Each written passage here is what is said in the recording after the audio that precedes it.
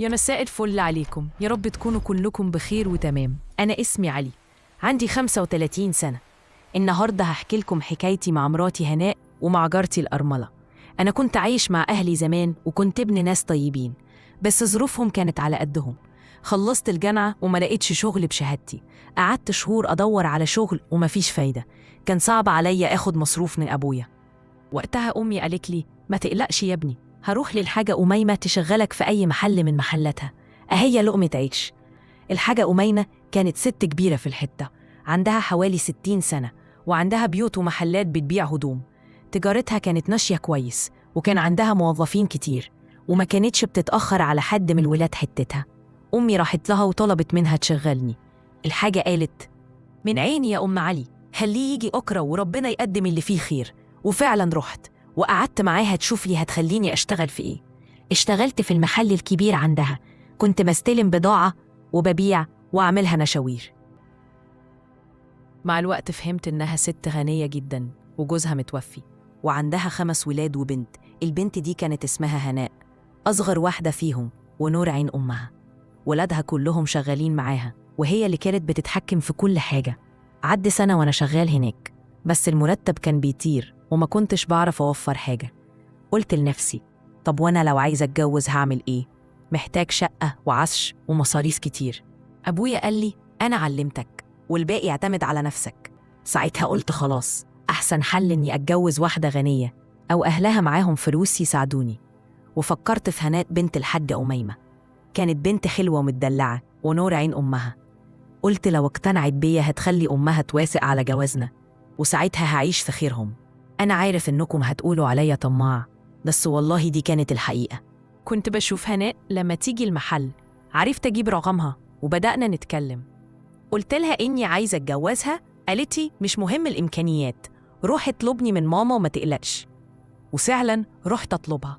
كنت خايف ترفض وتطردني من الشغل، بس وافقت لأنها كانت عايزة بنتها تتجوزني. والولاد اعترضوا، شايفين إني طماع في فلوسهم، بس كلمة الحاجة هي اللي كانت بتمشي. اتجوزت هناء، والحاجة أميمة جابت لنا شقة وفرشتها بأحسن فرش، ودفعت كل حاجة، وأنا ما دفعتش ولا جنيه. كنت فاكر إن الجواز ده هيغير حياتي، بس طلع العكس. هي وولادها كانوا فاهمين كل حاجة، ما كنتش باخد منهم غير مرتبي. حتى الأكل والشرب كانت هي اللي تبعته، بس رغم كده ما كنتش مبسوط. هناء كانت بتحب نفسها وبس، ما كانتش بتحس بيا وأنا تهتم بيا. عارفة إني ما أقدرش أعترض عشان أمها. عدت سنين وأنا زي ما أنا، وخلفت منها ولد، وحماتي كانت مسؤولة عن كل المصاريف. حتى الولد كانت هي اللي بتربيه، وهناء على طول قاعدة عند أمها، بتبات هناك بالأسبوع وتسيبني في الشقة لوحدي. مع الوقت حسيت إن حياتي ملهاش معنى. قلت أتعلم سواقة، وطلبت من هناء تخلي أمها تجيب لي عربية أشتغل عليها أوبر. وفعلاً جابت لي واحدة، بس كتبتها باسم هناء. اشتغلت أوبر، بس كل اللي بكسبه كان بيروح على العربية. وفي يوم ركبت معايا ست منقبة، طلعت جارتي، كانت محترمة جداً، بتعمل أكل وتبيعه على الفيس. بدأت أساعدها في التوصيل وأتعامل معاها في شغل. بس كانت أرملة وجوزها مات وسابلها ولد. كنت بشوف فيها عكس مراتي تماماً. وفي يوم كنت تعبان جداً، دور برد الشديد.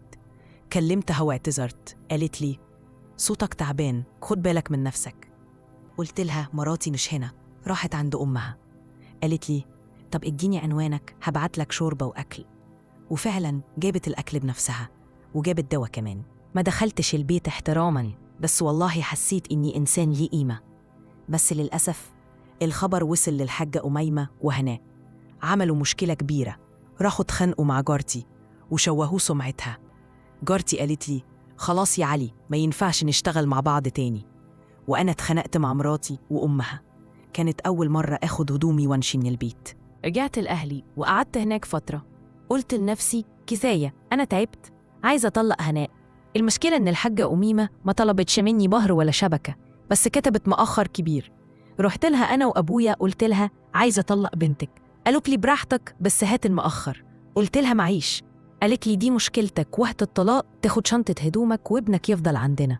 قالت كمان: لو طلقت بنتي العربية هتتسحب منك. ساعتها اتأكدت إن حياتي معاهم خلاص انتهت. رحت اشتغلت شغل جديد، اشتغلت بجد ووفرت شوية فلوس ورفعت قضية طلاق.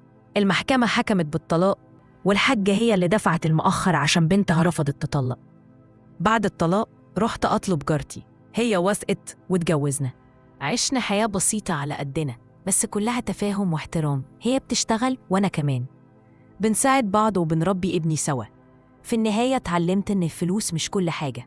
السعادة مش في الغنى، لكن في الاحترام والاهتمام والمشاركة. العلاقات اللي مبنية على الطمع عمرها ما بتكمل. الحياة الزوجية محتاجة تفاهم وتقدير، مش سيطرة وتحكم. واللي يسعى لراحته النفسية أكيد في الآخر هيلاقي السعادة الحقيقية.